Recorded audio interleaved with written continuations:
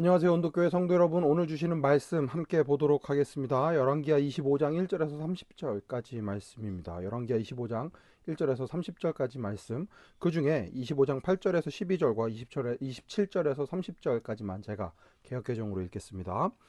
바벨론 왕 느부갓네살의 19째 해 5월 7일에 바벨론 왕의 신복 시위대장 느부사라단이 예루살렘에 이르러 여호와의 성전과 왕궁을 불사르고 예루살렘의 모든 집을 귀인의 집까지 불살랐으며 시위대장에게 속한 갈대아 온 군대가 예루살렘 주위의 성벽을 헐었으며 성중에 남아있는 백성과 바벨론 왕에게 항복한 자들과 무리 중 남은 자는 시위대장 느부사라단이 모두 사로잡아가고 시위대장이 그 땅에 비천한 자를 남겨두어 포도원을 다스리는 자와 농부가 되게 하였더라.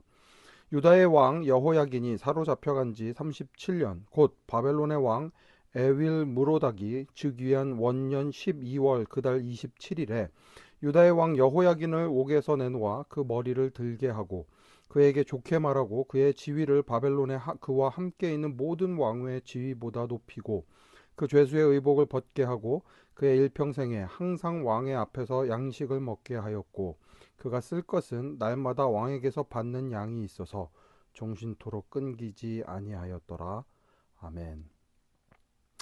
하나님께서 이스라엘 백성들을 약속의 땅으로 인도하셨습니다. 가나안 땅에서 다윗을 거치면서 굉장한 부흥을 경험했습니다.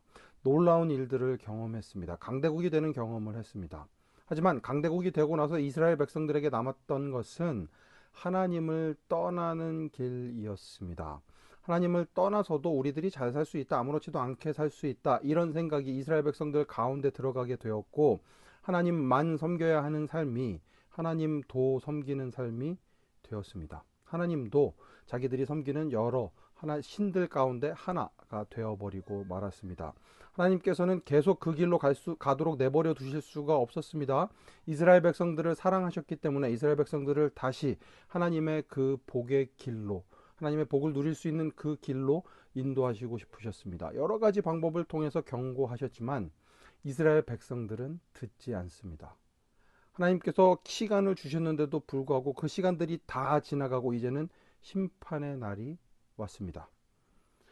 이제는 바벨론 느부갓네살 왕 19째 해 5월 7일이라는 매우 구체적인 그 날짜, 잊을 수 없는 그 날짜에 여호와의 성전과 왕궁을 불사릅니다. 모든 것들이 다 타버렸습니다. 하나님의 임재를 상징하는 성전, 또 이스라엘의 그 전성기를 상징하는 왕궁들이 다 불살라지고 모든 것들이 다 무너지는 일이 벌어졌습니다. 거기에 대해서 10절을 보면 예루살렘 주위의 성벽이 허물어졌다라고 이야기를 합니다. 당시에 이 성벽이 허물어졌다라는 것은 그 안에서의 안전이 보장되는 것들이 다 무너졌다는 이야기입니다. 하나님께서 이스라엘 백성들을 완전히 심판하시기로 하셨고 그 심판이 온전히 임했다는 것을 보여주는 것입니다. 그런데 이런 상황에서도 굉장히 아주 미약한 희망, 이 표현이 좀 이상하지만 미약한 희망이 남아 있습니다. 12절을 보면 그 땅에 비천한 자를 남겨두어 포도원을 다스리는 자와 농부가 되게 하였다.